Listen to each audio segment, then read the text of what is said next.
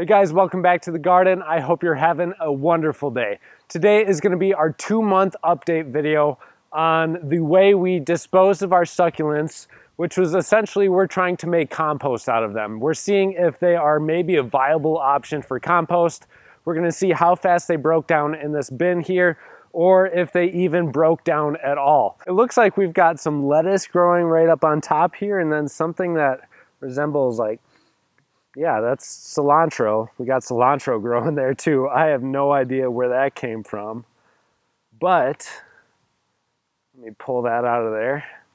Save this for later, it's good eating. Without getting any deeper into it, basically what we did is we had a bunch of succulents that we didn't have room for while we were in the moving process. So what we did was just buried them in this old soil mix. I've been keeping this nice and wet to aid in that decomposition process. So we buried succulents all throughout this whole bed here, and right there is one of them, including we've got Jades, some Echeveria, all sorts of things. Looks like Graptocedum right up at the top here didn't even budge whatsoever. In fact, it looks like it's growing roots because it wasn't buried that much. The Jade that was on top really didn't do anything. Let's dig down deeper to see what some of the results were.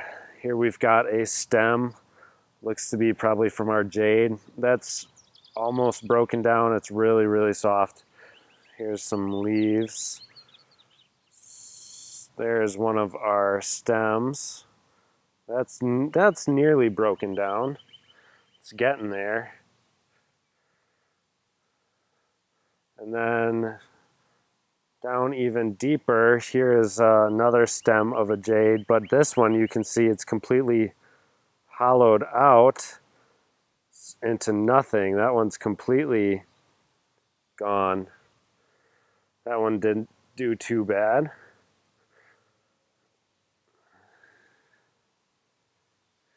Here's a potato that we just buried in there last week. Okay, here was one of our crassulas. That's almost completely broken down right here.